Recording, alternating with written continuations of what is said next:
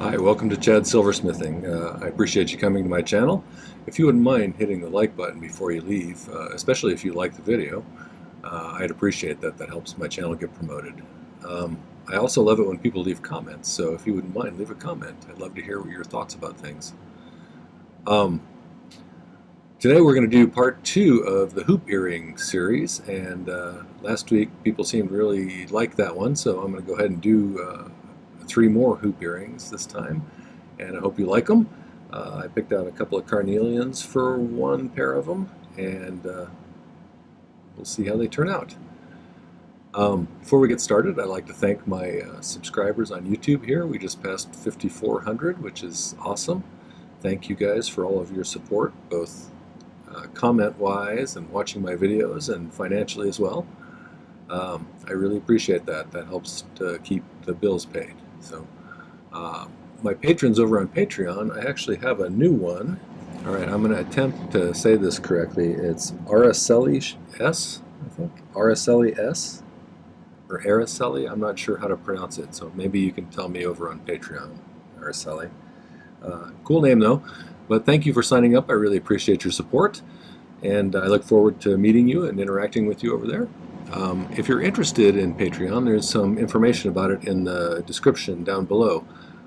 You should read that. There's also some other relevant links, like my merch store and my website. So make sure to hit that, and let's get started on this project.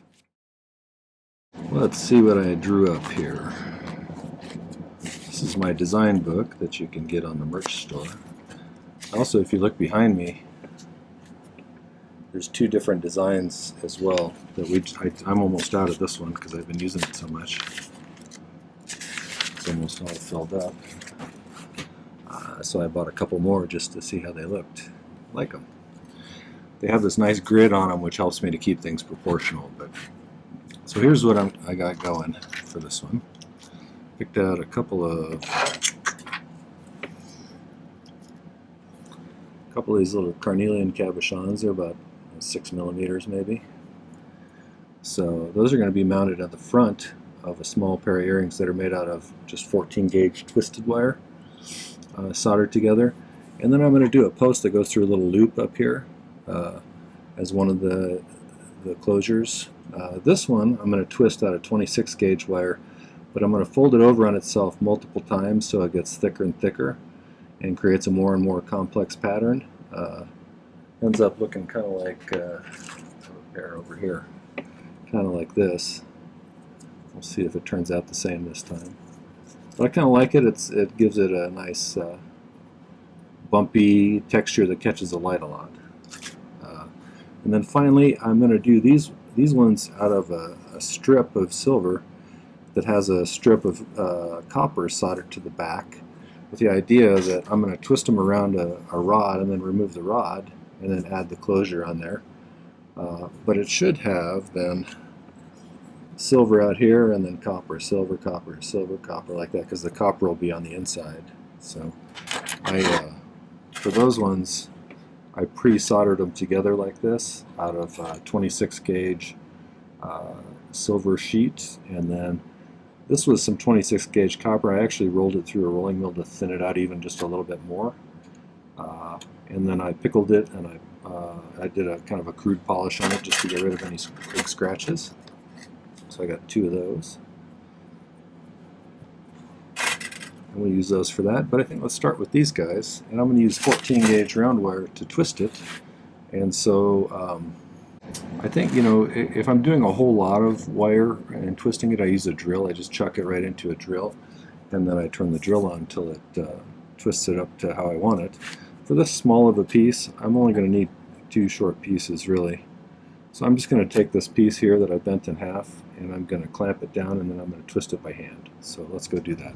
All right, you should be able to see this bent over piece of wire that I've clamped down on my bench pin here with a little piece of brass to keep it from squishing into the wood. I'm just going to use my draw tongs. Let's just twist this.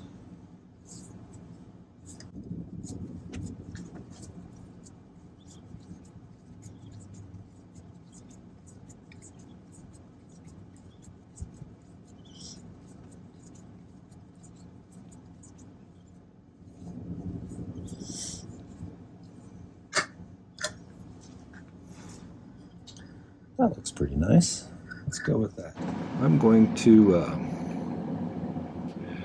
if you don't put some solder into here, they have a tendency to unscrew themselves if you cut the end off, because they can come loose that way. And so I'm going to go ahead and run a little solder down that whole length.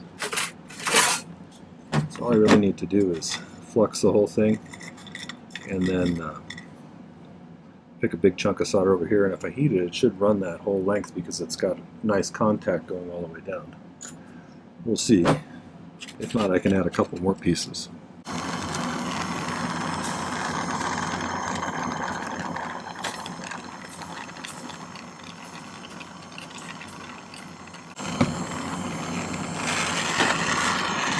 You may notice that I do a lot of pick soldering. If you're interested in learning how to do that, I'll put a link up here for my pick soldering video. It's one of those skills that I think took me to a new level, so it's worth learning how to do.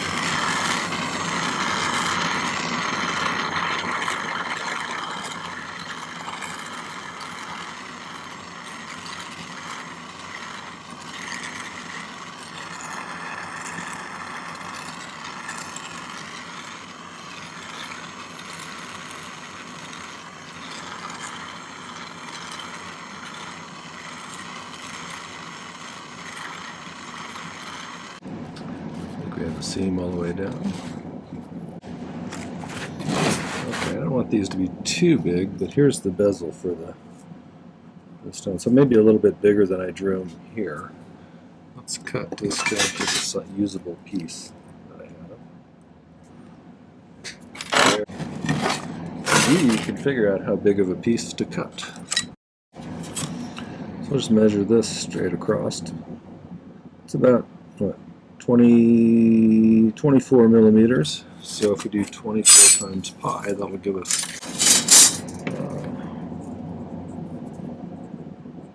'll give us our circumference. 75.36, let's call it 75.5 millimeters. So go 25 to 100 should get us 75, right? Roughly. That looks like it leaves plenty for later. And then I'll just go ahead and cut this off. I had just about what I needed for this. That piece now is kind of just a guess. Sometimes you get lucky.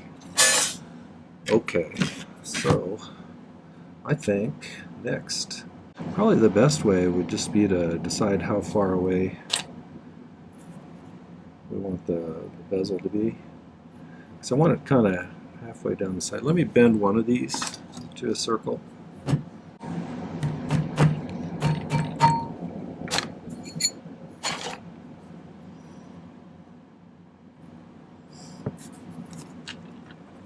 These are going to be pretty good sized, actually.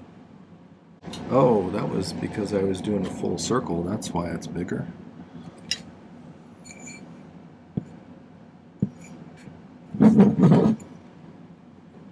Just was having a brain malfunction, because I'm going to have to cut a piece out of here.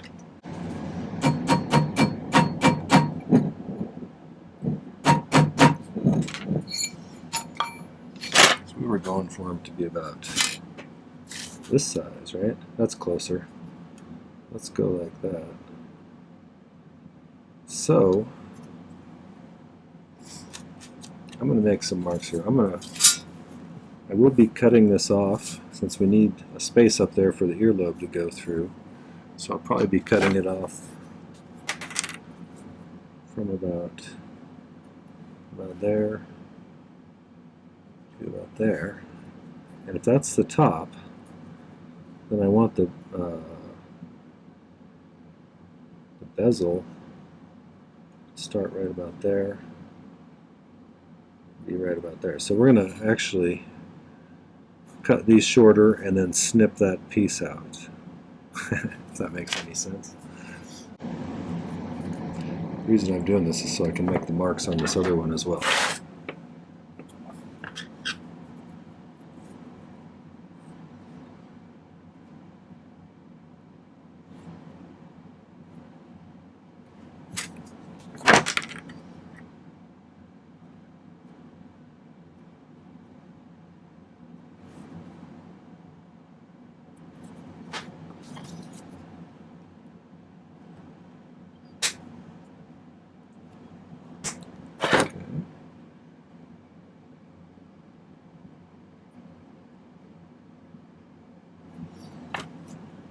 And then we'll cut off the excess at the top.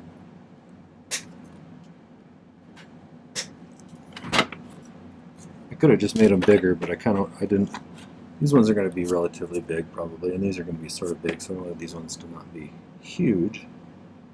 Alright, so now I'm actually going to remove the center section here, so we're going to have 4 pieces, and then I'm going to solder the bezel between these things.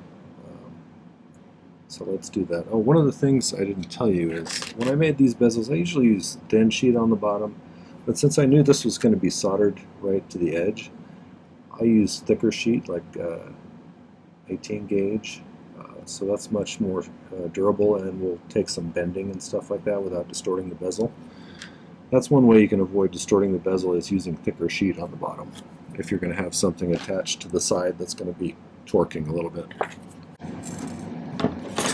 If you've never seen my videos before, I generally use hard silver solder for everything, and the flux I use is a spray-on flux called My-T-Flux.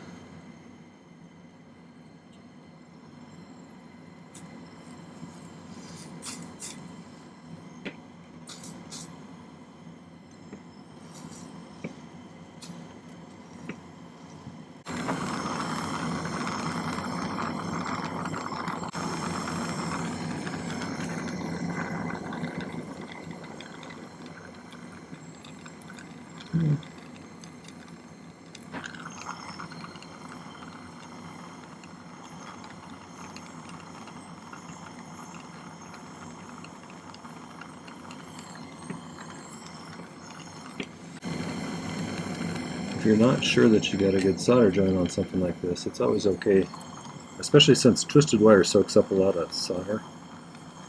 If you don't feel like it's on there securely, add a little bit more.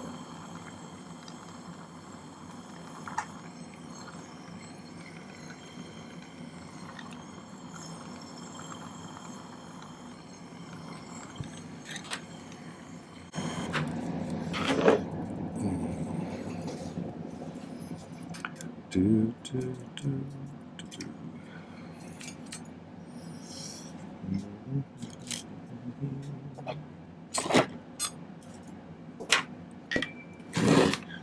Those are cooling. I'm going to use 20 gauge wire for the ear wire, and I'm just going to solder it right off the end of that thing. And then I'm going to use a little loop made out of 18 gauge round with a little stem that sticks up from that. It's going to have to stick up the other way, so just straight down is how the loop is going to have to go. Because of that, I might use a magnesia block.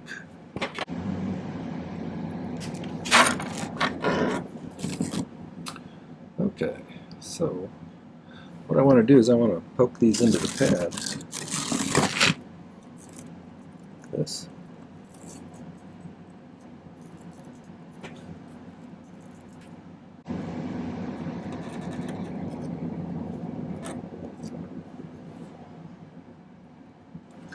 And I should be able to solder those on there.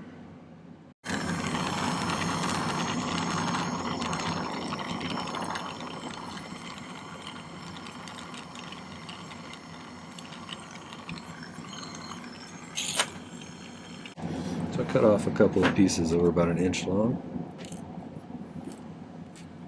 File these ends flat. So I grab it with a pair of tweezers like this. Flux it, and I'm just going to pick up a little bit of solder on the end of it.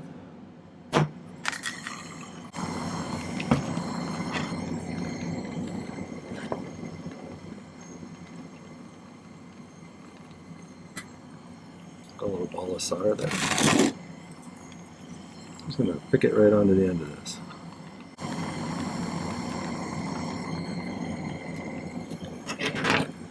Add a little bit more to that. I didn't feel like that got a good solder joint.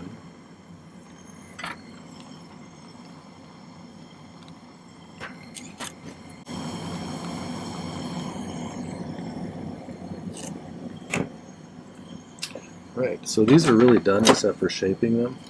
So I'm going to heat them up a little bit and throw that in the pickle.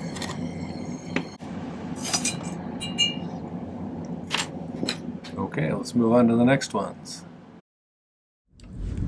So what I've done is I've got this is hooked over a jump ring mandrel that I have clamped to my washout sink over on the other side of the basement, and I've been twisting it for a while with this drill. It's 26 gauge sterling wire, and I got about 40 feet of wire here, and I've just been twisting it like this.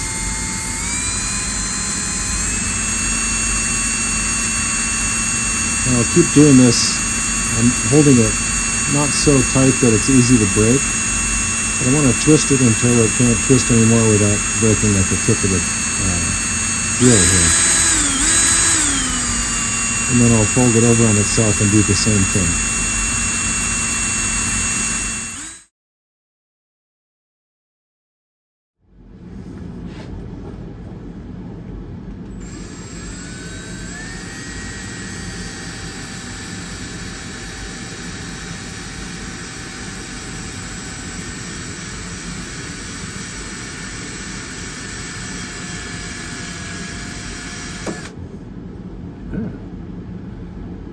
Broke at a surprising spot.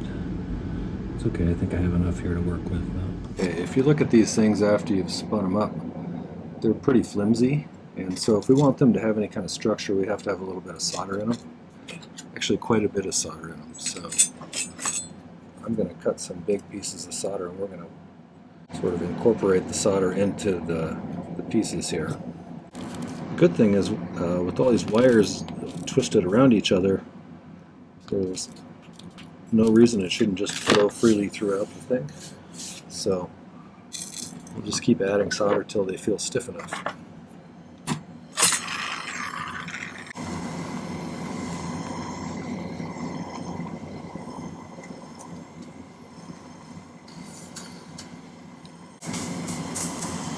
We're going to make these ones 3/4 earrings with posts.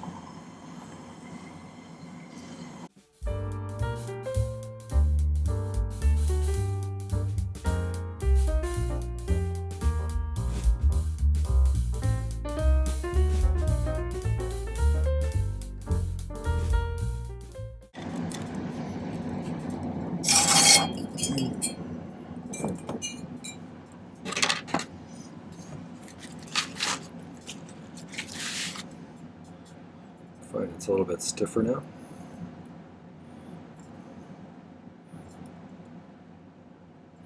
I still think I'm going to add a little bit more.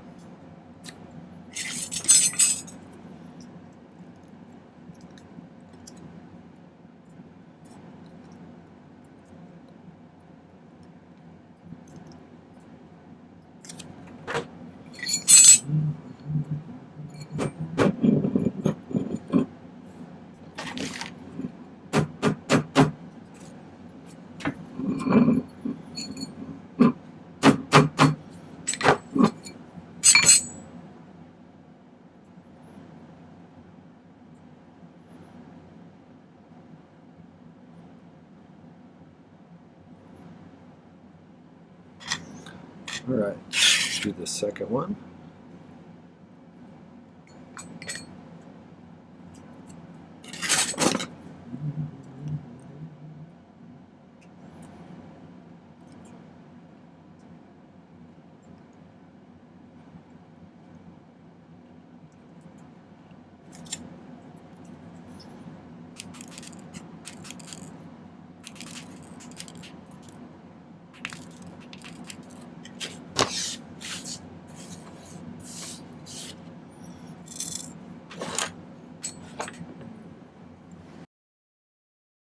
I think now that I have this one round, I'm going to go ahead and throw a little bit more on there, and then I'll probably just do the other one off camera to save some time. you already saw me do it.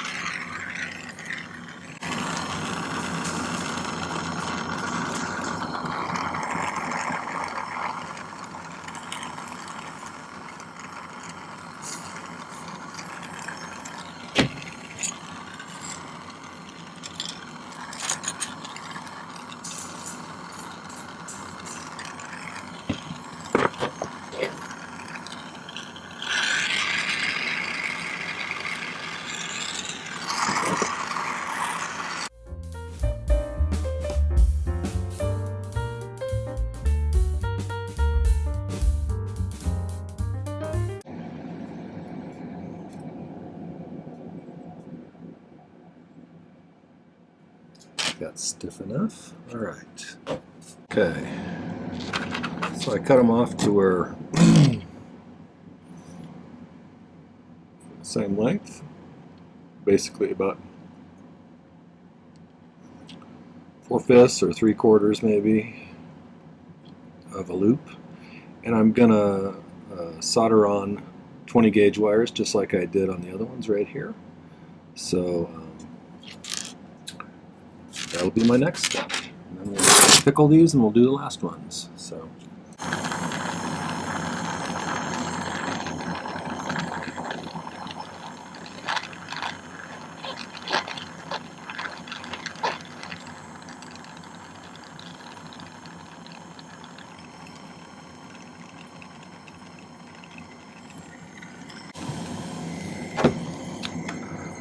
These ones, because of the weight of them, on the back of the ear, I usually suggest people use those wider rubber ear nuts that have kind of a 1/4 inch-ish size disc, because they'll keep them upright better.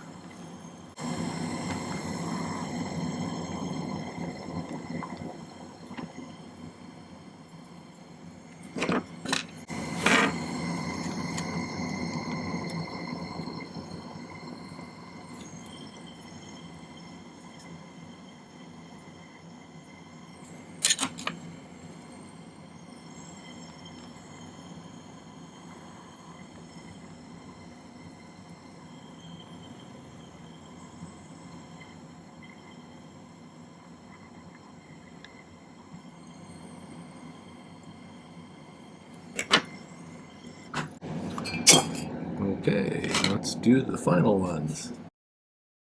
Okay, so these ones are a little bit of a new one for me. I've never tried to do this kind before. These are close. I'm not going to make them perfect. Similar in width. Like I said earlier, I soldered the copper on the back and the silver on the other side. This is 10 gauge. I believe it's 10 gauge. Round wire, and I'm going to use that as my starting point. I could use some brass rod, but brass rod is so hard to bend, and I don't think I have any copper rod of the right size. So I'm just going to use this because I'll be able to salvage most of it. And I think I'm going to just solder it onto the end like this to start with. And then that should be relatively easy to wrap it around nicely. So let's see if that works. And if it doesn't, we'll come up with a different plan. See, I kind of pre-polished the strip a little bit just to, because once it's wrapped around this thing, and even after I pull the rod back out of there, it's going to be near impossible to polish inside of it.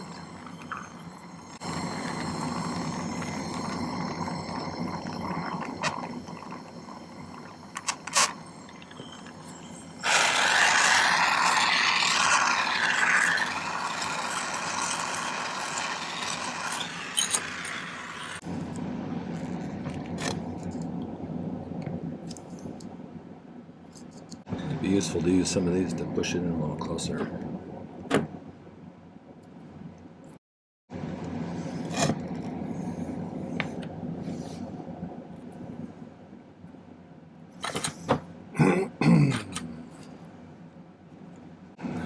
Okay, I'm going to twist it around this. I think now, just going to bend it symmetrical these are going to come out, but we'll see.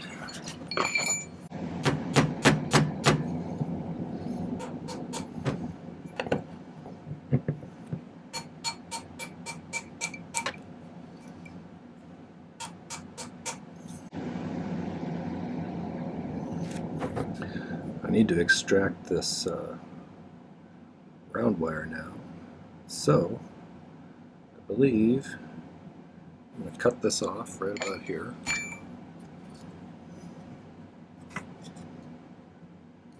Soldered right about there, I think, so.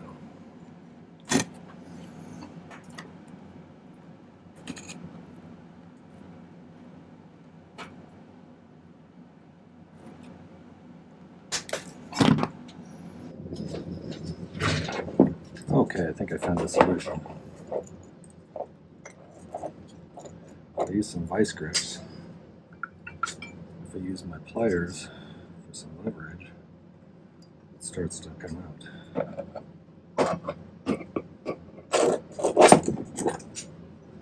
This is a little more work than anticipated, but you never learn anything unless you try something new.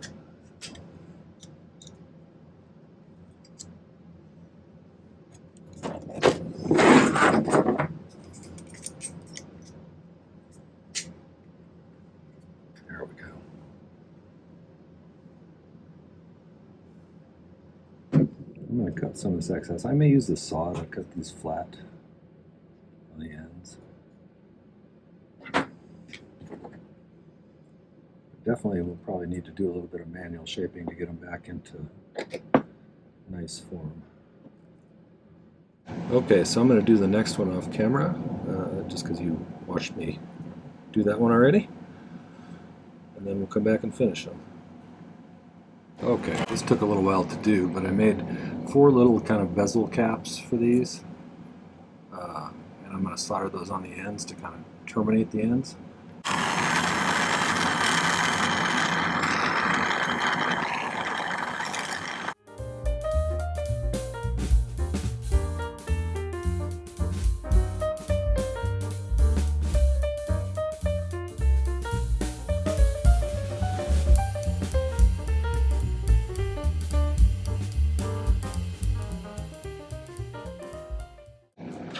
So to make a hingey kind of thing, I'm going to put a little tube horizontally on the tops of these that just fits a piece of 20 gauge wire in pretty well. Okay, I've got these little tiny tubes. I'm going to solder right to the top there.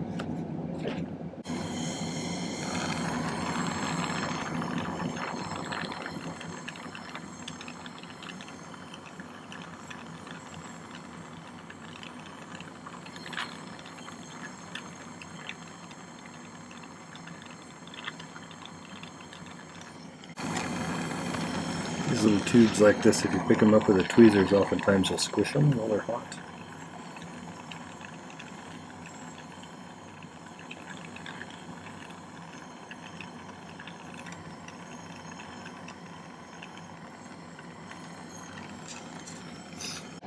On the other side, I'm going to solder on a piece of, I think, 22 gauge maybe. These ones, I just want to sweat a little solder on there, and then I'm going to lay it here. And what I'm going to do is I'm going to round it and then cut a notch in there, and then we'll add a little ear wire that goes through this so it hinges upwards like that. And then it should slot right in there.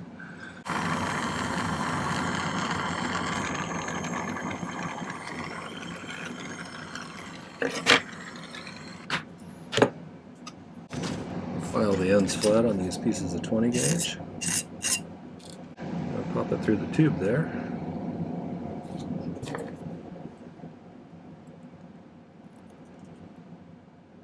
Bend it up. Like this.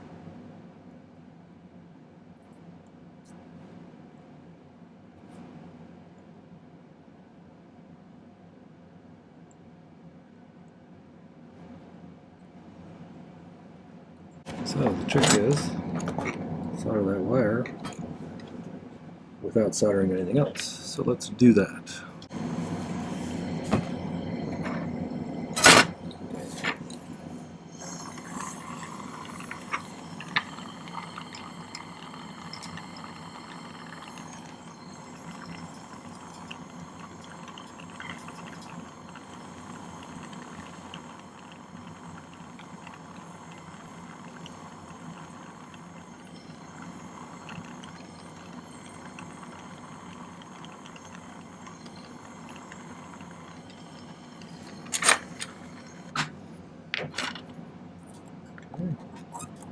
Still moving. Got a little wonky there at the end, but I think we're good, so I'm going to pickle it. Alright, next time we talk, I'll be showing you the finished products here.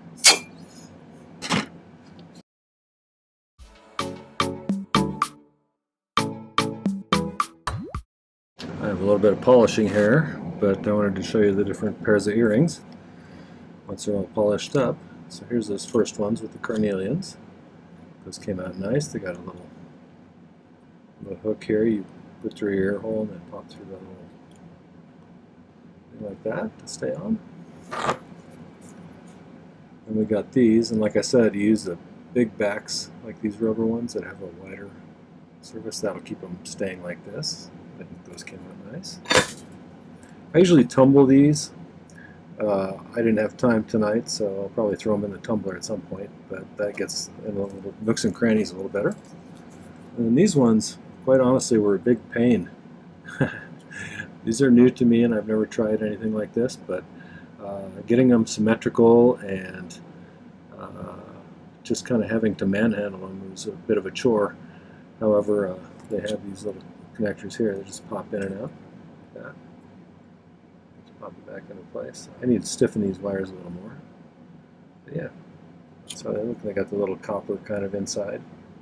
So, alright, I'll take some better pictures and put them at the end. Alright, well that was part 2 of the hoop earring series. I hope you enjoyed it. If you did, make sure to hit the like button before you leave. That helps out a great deal. Also, don't forget to check out the video description down below. There's lots of useful links. You know that you really want a mug with my name on it. You really do. So get yourself one of those, and maybe one of those cool journals that you can write down your ideas in. So thanks for stopping by and watching. You know, think about checking out a few other videos and subscribing to the channel. I'd love to have you as a subscriber. So there's lots of good content here, over 200 videos. So thanks for watching. Take care. Happy silversmithing.